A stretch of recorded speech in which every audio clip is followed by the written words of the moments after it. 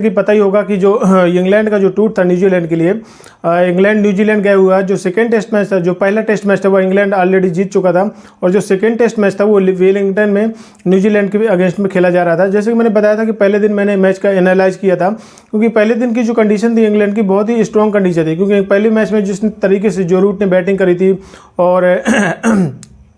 Harry Brook ने batting करी थी, ये जो दोनों बैट्समैन ने एकदम इंग्लैंड को एकदम ऊपर पे लगा के रख दिया था। और जो फर्स्ट इनिंग में जब न्यूजीलैंड बैटिंग करने आई थी तो न्यूजीलैंड की बैटिंग उतनी कोई खास नजर नहीं आई, तो मुझे ऐसा लग रहा था कि न्यूजीलैंड में इंग्लैंड न्यूजीलैंड में हरा करके न्यूजीलैंड की ऐसी कंडीशन है, तो मुझे लगता था कि न्यूजीलैंड बहुत ही डाउन चल रहा है और न्यूजीलैंड इस मैच में मुझे नहीं लग रहा था कि बहुत ही स्ट्रॉन्ग तरीके से वापसी कर पाएगा। लेकिन आपको पता ही होगा कि चौथे दिन पांचवें दिन जिस तरीके से मैच लेकर के गए हैं न्यूजीलैंड ने बता दिया है कि वो इंग्लैंड से किसी भी तरीके से कम नहीं है। टेस्ट क्रिकेट में न्यूजीलैंड ने एक ऐसा स्ट्रॉन्ग मैसेज दिया है इंग्लैंड जैसी टीम को, क्योंकि इंग्लैंड के लिहाज से भी अगर देखा जाए कि पहला जो टेस्ट मैच थे वो ऑलरेडी जीते हुए थे, और उनका जो पॉजिटिव माइंड से था, उनका जो इंटेंट था वो बहुत ही स्ट्रॉन्ग नजर आ रहा था, क्योंकि जिस तरीके से दोनों बैट्समैन ने बोर्ड पर रन लगाए थे और जिस तरीके से फर्स्ट इनिंग में न्यूजीलैंड बैटिंग करने के लिए उतरा था, आप मान लीजिए कि पहली इनिंग में जब न्यूजीलैंड बैटिंग करने के लिए आया था तो कम से कम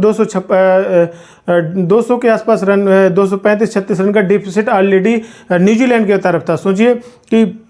236 रन का डिफिसिट हटा करके आप गेम को निकालना कितनी बड़ी बात है। टेस्ट क्रिकेट में आप देखते हैं, आपने टेस्ट क्रिकेट को आपने जीत के दिखाया है। कई बार क्या होता था, आप पिछले जो टेस्ट मैच वगैरह हुआ करते थे पहले, उसमें क्या होता था कि आप अगर जीत नहीं पा रहे हो, अगर आपकी कंडीशन उतनी अच्छी नहीं है आपकी पोजीशन मैच में, तो आप फिर ड्रा के लिए जाते थे। लेकिन इस टेस्ट मैच में जो मेन खास बात निकल कर आई है कि दोनों में से किसी टीम ने अपने मैच को जो ड्रा कराने के लिए नहीं गई, और दोनों ने इतनी पॉजिटिव क्रिकेट इंटेंट दिखाई है, क्योंकि पूरे वर्ल्ड में अगर देखा जाए इस टेस्ट मैच की इतनी तारीफ हो रही है, क्योंकि अभी तक जो ओवरऑल देखा जा रहा था कि सबकी जो सारी की सारी नज़र थी वो बॉर्डर गावस्कर ट्रॉफी की थी, जो भारत और ऑस्ट्रेलिया के बीच में खेली जा रही थी, क्योंकि दोनों ही टीम ऊपर लगी हुई हैं वर्ल्ड टेस्ट चैंपियनशिप की रैंकिंग में, और कयास ये जगा रहे हैं कि दोनों ही टीम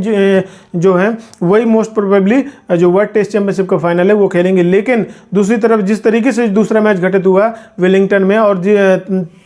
लास्ट में जिस तरीके से न्यूजीलैंड ने क्रिकेट दिखाई अपनी होम कंडीशन में वेलिंगटन में, इंग्लैंड को बिल्कुल एकदम इतने टाइट गेम बना कर रख दिया था, ऐसा नहीं लग नहीं रहा था कि न्यूजीलैंड ये मैच जीतेगा। लेकिन मैच को जो जिस तरीके से उन्होंने डेवलप किया था, मैच में अपनी जो पोजीशन है जिस तरीके से उन्होंने बनाई थी, जिस तरीके से फर्स्ट इनिंग में जिस लिहाज से जिस इतने बिग मार्जिन से पीछे चल रहे थे, 235-36 रन का एक डेफिसिट लेके चल रहे थे, और सेकेंड इनिंग में जिस तरीके से केन विलियमसन, टॉम लेथन और जो अपर मिडिल ऑर्डर बैट्समैन ने जिस तरीके से परफॉर्मेंस दी थी, कॉनवे 90 रन, और कई सारे ऐसे बैट्समैन थे, उन्होंने ऊपर से एक कुल मिलाकर अगर देखा जाए जो टीम एफर्ट जिस तरीके लगाया था कि न्यूजीलैंड को वो आपका जो 235-36 रन का डेफिसिट था उसको हटा करके आपको 486 लगभग रन का आपने ऑलरेडी जो बोर्ड पे लगा दी। उससे क्या हुआ ना कि इंग्लैंड जिस तरीके से फर्स्ट इनिंग में बैटिंग करी थी उसको कहीं ना कहीं लग रहा था, सोचिए दूसरी इनिंग में जब न्यूजीलैंड बैटिंग करना है तो फॉलो ऑन बचाने के लिए आता है, ऐसा लग नहीं रहा था कि अगर न्यूजीलैंड के लिहाज से देखा जाए तो ऐसा लग रहा था कि न्यूजीलैंड इस मैच को ड्रॉ ही करा दे, वही उसके लिए जीत होगी। लेकिन न्यूजीलैंड ने जिस तरीके से मैच निकाल करके सीरीज को बिल्कुल बराबर करके रख दिया है, क्योंकि इंग्लैंड ऑलरेडी आगे चल रहा था, पहले मैच जीत चुका था, और फर्स्ट इनिंग में जिस तरीके से जो रूट और हैरी ब्रूक की अगर बात करें, इस तरीके का टैलेंट निकल कर आया है इंग्लैंड क्रिकेट के लिए, बहुत ही अच्छा है। और जिस तरीके से आपने देखा वो वर्ल्ड क्रिकेट में बहुत से टेस्ट क्रिकेट का ने डेब्यूट किया है, और बहुत कम समय में जिस तरीके से टॉम ब्रूक ने अपनी बैटिंग, अपनी जो एबिलिटी है, अपनी जो इंस्टेंट दिखाया है, अपना जो डोमिनेंस दिखाया है वर्ल्ड क्रिकेट में, वो भी स्पेशली इन टेस्ट क्रिकेट में, वो बहुत ही काबिल तारीफ है। आप समझ, यही कारण है कि जो आपकी जो IPL की जो फ्रेंचाइजी है सनराइजर्स हैदराबाद, उन्होंने 13 करोड़ रुपये में खरीदा उसको।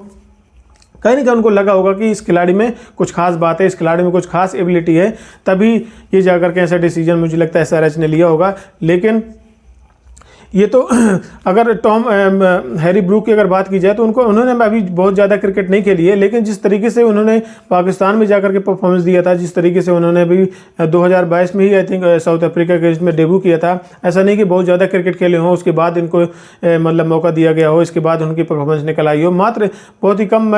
9 इनिंग में उन्होंने 809 रन के आसपास उन्होंने बना दिए हैं, कम से कम जो बहुत बड़े से बड़े दिग्गजों को उन्होंने रिकॉर्ड कम से कम इतने कम समय में तोड़ के रख दिया। तो ऐसा लगाया जा रहा है कि जो हैरी ब्रूक हैं वो वर्ल्ड क्रिकेट के लिए स्पेशली इन टेस्ट क्रिकेट में बहुत ही अच्छा एक प्लेयर निकल के आया है, जिसकी हर तरफ मतलब कहीं ना कहीं लोग चर्चा में, क्योंकि चर्चा होनी भी चाहिए, क्योंकि इतना स्पेशल टैलेंट होता है तो कहीं ना कहीं आपको तारीफ करनी भी पड़ती है। लेकिन ये तो रही इंग्लैंड की बात, लेकिन जो वेस्ट इंडीज़ की बात करेंगे, वेस्ट इंडीज़ ने जिस तरीके का क्रिकेट दिखाया है, जब से उन्होंने 235 रन के डिफिसिट हटा के 486 रन बोर्ड पे लगाए हैं। इंग्लैंड जब बैटिंग करने के लिए आया था, चेज करने के लिए, तो ऐसा लग नहीं रहा था कि इंग्लैंड को कोई मुश्किल होगी, लेकिन जिस तरीके से उन्होंने गेंदबाजी में भी परफॉर्मेंस दिया है, इंग्लैंड को मात्र 1 रन से पहले रोक करके पूरा ये टेस्ट मैच निकाल के रख दिया है। लेकिन इंग्लैंड की जो सबसे बड़ी जो बाद में जो बातें निकल के आई कि चाहते तो इस मैच को ड्रा भी करा सकते थे, जीतने पर ही क्यों गए, लेकिन जो इंटेंट नज़र आया उनका, आप कैप्टन के देख लीजिए, बेन स्टोक की बात करें या आप उनके जो कोच हैं ब्रेंडन मैकलम, ऑलरेडी वो न्यूजीलैंड के प्लेयर हैं, लेकिन इस समय कोचिंग जो कोच हैं वो इंग्लैंड क्रिकेट के हैं। लेकिन अगर ब्रेंडन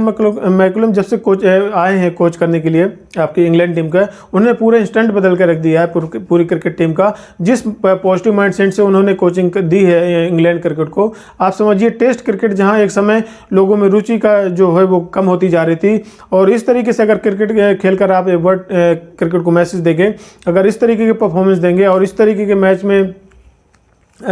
आप लास्ट तक लेकर के जाएंगे, तो कहीं ना कहीं टेस्ट क्रिकेट में एक नई रुचि पैदा होगी। तो यही कारण रहा कि उन्होंने खुद अपने इंटरव्यू में बोला कि हमने ये जो टेस्ट मैच खेला था कहीं ना कहीं अपने फेवर में लेकर के नहीं चल रहे थे, हमें ये था कि अच्छी क्रिकेट खेली जाए, लेकिन कुछ ना कुछ रिजल्ट निकले। हम ड्रा की तरफ बिल्कुल नहीं खेल रहे थे, क्योंकि हम चाहते तो आसानी से ड्रा भी करा सकते थे, लेकिन जिस इंटेंट से इंग्लैंड ने बैटिंग करी है वो बहुत ही पॉजिटिव इंटेंट थी। लेकिन कई खिलाड़ियों को इससे सहमत भी हो, कई लोगों ने असहमति भी जताई, क्योंकि उन्होंने बताया कि इंग्लैंड को शायद टेस्ट क्रिकेट का आइडिया नहीं है कि इंग्लैंड को किस तरीके से टेस्ट क्रिकेट खेलनी चाहिए। ब्रेंडन मैकलम T20 के प्लेयर हैं, उन्हें क्या पता कैसी कोचिंग करनी चाहिए। टेस्ट क्रिकेट में T20 के आप